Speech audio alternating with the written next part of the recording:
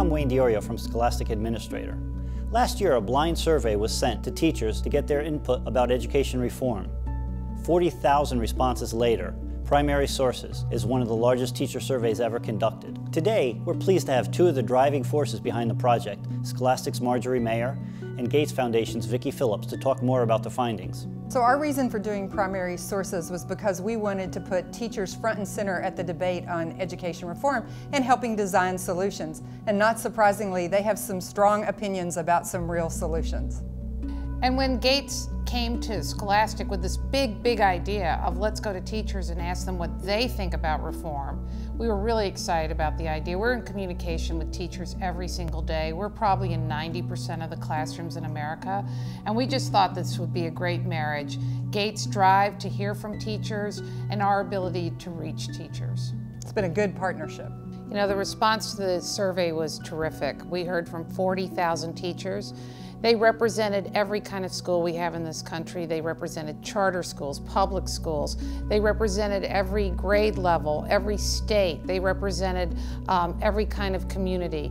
And that's part of what's very exciting to us about the study. We can go in and take a look at what teachers' responses were by lots of different categories. And we can take a look at, well, how do high school teachers feel about a topic? How do elementary school teachers, urban teachers, rural teachers?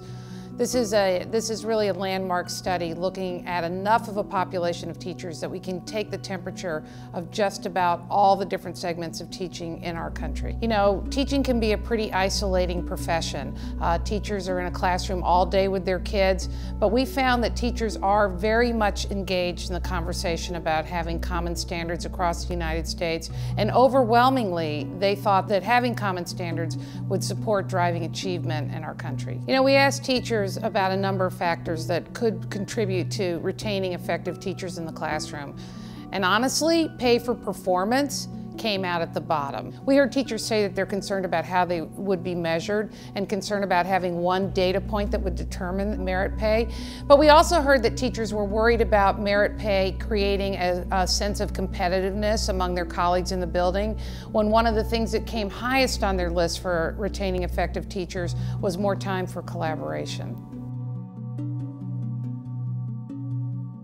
So there are a number of interesting things in this study.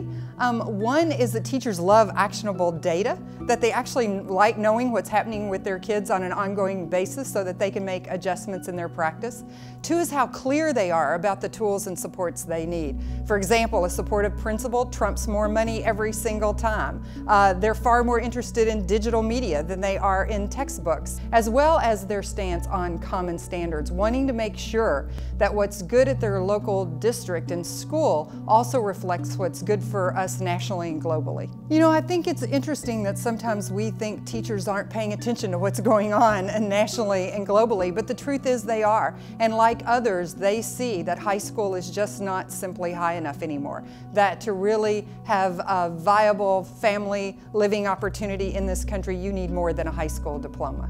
You know, one of the things I think was powerful about this study was the fact that we learned a lot again about the diversity of opinion that teachers have. We tend to treat teachers as if they're one major voice and they all feel the same, when in fact they have very diverse opinions, and they bring all of the passion that caused them to go into this profession into this survey and into the comments. One great example is the fact that in this country we often think that teachers don't spend a lot of time beyond the school day on extracurricular activities or home visits or talking to kids at night from their cell phone. We tend to ascribe that to a certain small segment of schools out there, when in fact more than 50% of the teachers in this country do that. They are very clear that what they bring to the table every day is their knowledge, but also their compassion and their determination to see kids succeed. And that just comes out in all kinds of ways in this survey of the 40,000 teachers.